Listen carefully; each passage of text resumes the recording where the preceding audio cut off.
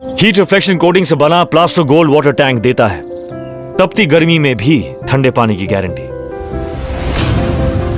दमदार मजबूती की गारंटी, गारंटी सेहत की।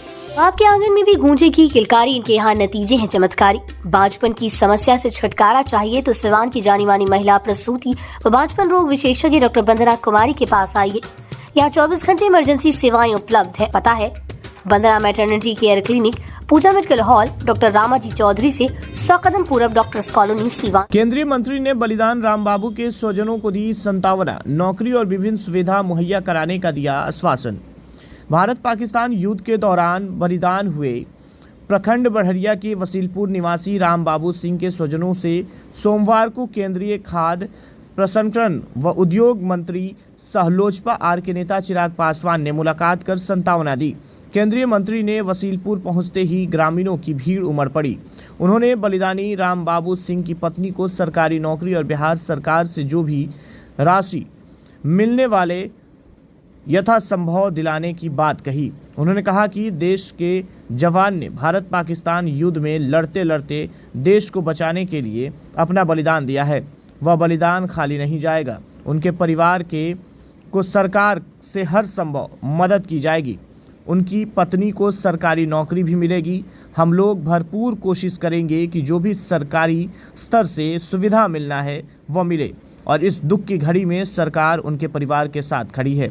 उन्होंने बलिदानी राम बाबू सिंह के परिवार को कुछ गुप्त सहायता राशि प्रदान की तथा संतावना दिया, साथ ही बलिदानी को श्रद्धांजलि दी। इस मौके पर जिलाध्यक्ष महादेव पासवान, रईस खान व अयूब खान समेत काफ़ी संख्या में एनडीए कार्यकर्ता व ग्रामीण उपस्थित थे।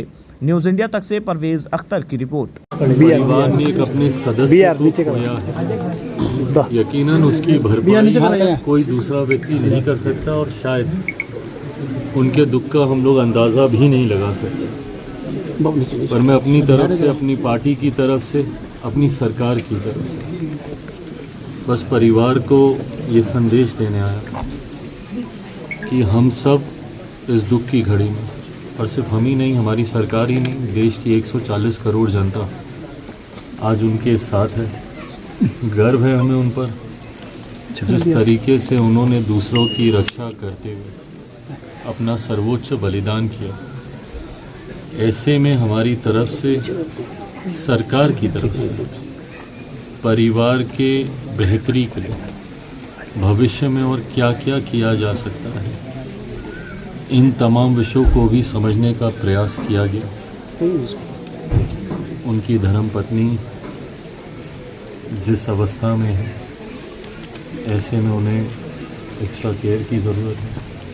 आने वाले समय में परिवार अपने आप को संभाल के आगे बढ़ पाए, उसके लिए भी काफ़ी व्यवस्था कराने की ज़रूरत होगी। राज्य सरकार, केंद्र सरकार के माध्यम से मैं प्रयास करूंगा कि जितनी भी उनकी अपेक्षाएं हैं उसको जल्द से जल्द पूरा किया जा सके। हम लोग की तरफ से भी, पार्टी की भी तरफ से जितना बन पड़ा हम लोगों ने भी करने का प्रयास किया है।